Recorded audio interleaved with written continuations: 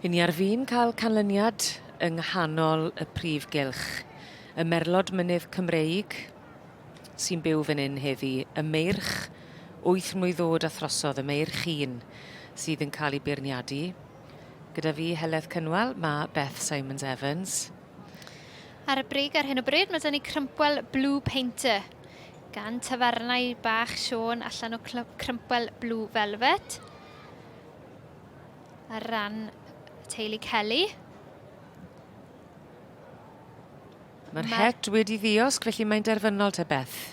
Ie, yn ennill y dosbarth mae teulu Kelly gyda crympwel Blue Painter fyna. Ar wen, ar elfen o ryddhad hefyd, bod i wedi wneud i gwaith gystal ag y gellau, a mae wedi talu ar ei ganfed.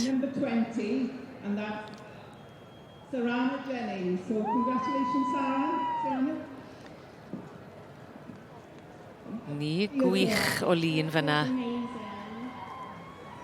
I sicrhau bod yr eiliadau cofiadwy yma ar gof a chadw. Odi. Rhywbeth i gofio pan mae'n o'r ag yn lib tu fas wrth weithio dros y geia fi'n credu. Maser llun bach pert. Mae'n cadw ti fynd, ydw e? Odi, mae fe. Ac yn atgof pam wyt ti'n neud e. Ti wedi cael y profiad? Ddim o ennill mewn llaw na ddim fan hyn. Wedi bod yn ail, ond ddim wedi ennill yn llaw fan hyn. Felly gobeithio ar ryw ddydd gael profiad felly. Ond wedi ennill dan gyfrwy, a wedi cael y bencampwriaeth dan gyfrwy, ond ddim mewn llaw. Pryd oedd ni? Enilles i tro cynta fan hyn yn 2009.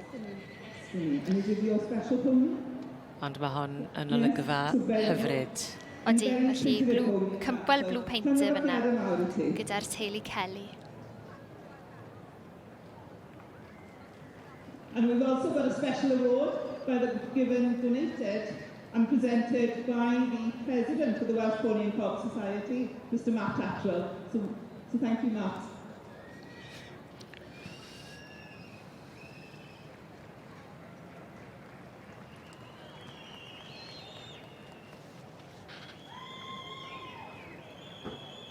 And in the last opening section, we have reserved, as you can see, the first one leading away.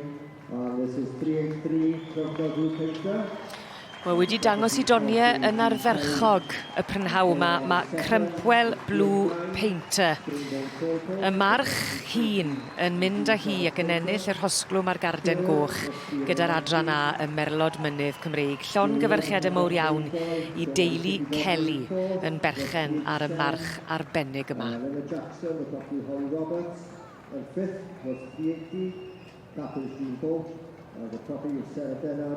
And following on the 6th, so the 318, Tay Valley Tom, the property of Josh Hanson.